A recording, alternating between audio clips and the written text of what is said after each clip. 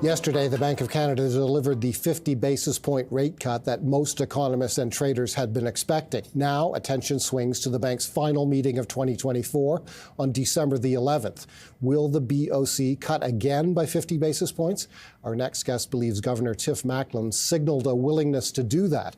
Let's bring in Karl Schamotta, Chief Market Strategist at Corpay. Karl, thanks a lot for joining us, as always. Absolutely. Thanks for having me. I've read some of your notes on this, and you believe that when Tiff Macklem said this, now our focus is to maintain low, stable inflation. We need to stick the landing. That's not the first time he's used that phrase, but you believe when he used it yesterday, he was signaling a willingness to do 50 basis points again. That's right. It definitely does sound as if they're looking to accelerate the pace of rate cuts so that they can bring the interest rate down to neutral.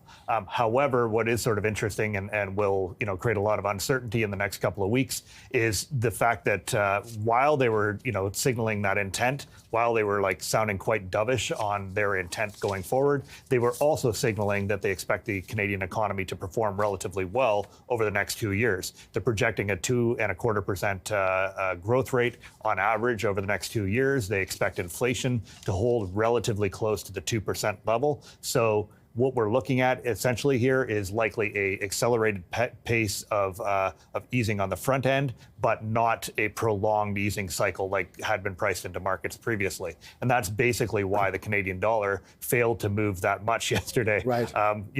Even myself, I knew that it was priced in, but I did not expect to see a whole 10 basis point round trip in the currency yesterday morning.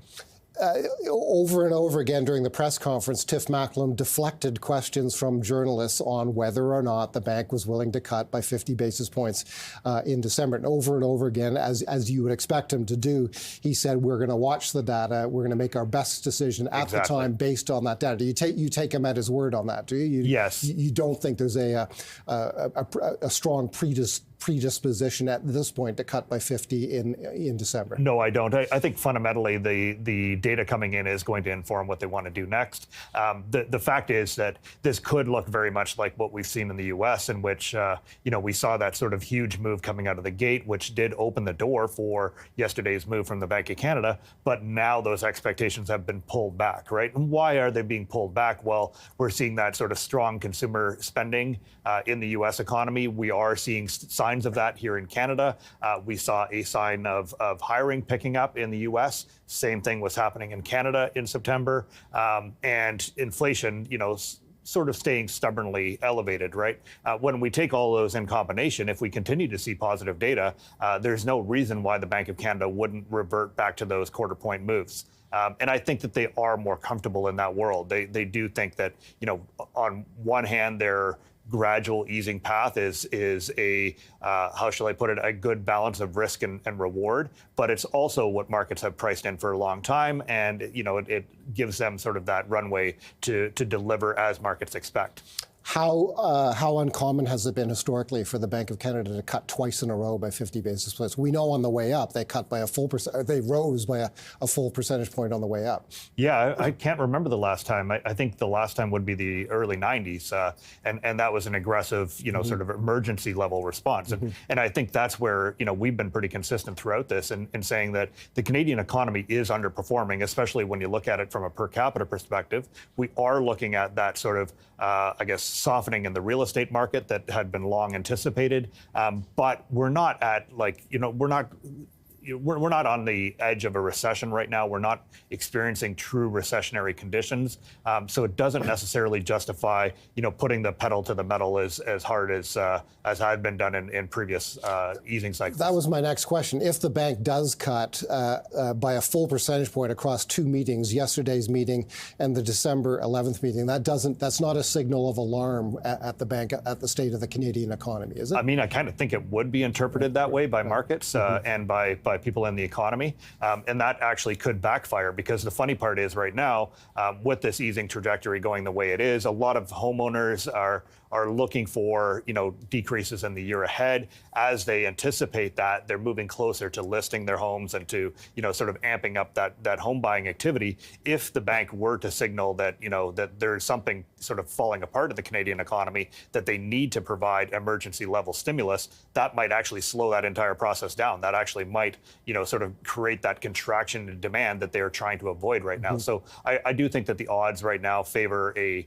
quarter point move in December as opposed to a half point. I think that they do want to, revert back to that pace in coming months. Is the bank's fight against inflation over and concluded now, at least this time around? Macklem came awfully close to signaling sort of a victory lap there yesterday. He said we're now back to low inflation. And I do think he's right. There's very minimal risk here of a reacceleration in underlying inflation. As I'm sure every guest has mentioned in the last long time, the reality here is that the only inflation pressure still existing in Canada that's anywhere near target is happening on the shelter side. And that's a lagged, sort of consequence of the bank's tightening efforts over the last couple of years. And so right now, the bank can very much pivot toward focusing on what is happening in employment markets and what's happening from an overall growth perspective. And that's really what's motivating this sort of more aggressive easing campaign that they're currently pursuing. Finally, what are the key data points that you'll be watching between now and early December? Well, definitely inflation, but I do think that the payrolls numbers or jobs numbers, as we call them here in Canada, might really be the sort of pivotal point. We don't have another set of Bank of Canada surveys to look at. I think that was really informative in sort of reinforcing market expectations going into yesterday's decision, but we don't have that this time around. So we're really going to be focused on what's happening to payrolls, what's happening to retail sales. Are consumers remaining relatively optimistic? And that's one other point I should bring up, actually, that I've definitely noticed over the last couple of months here is one, we're seeing in the Bank of Canada's surveys that Canadian homeowners expect home prices to essentially accelerate relative to where they have been. And the measures of sentiment like the Bloomberg Nanos Consumer Confidence Index are actually turning up. So it's like people are turning a little bit more optimistic on where the economy's headed. And so all of that combined means, it makes a lot more sense to pursue a gradual path of easing in the next couple of decisions.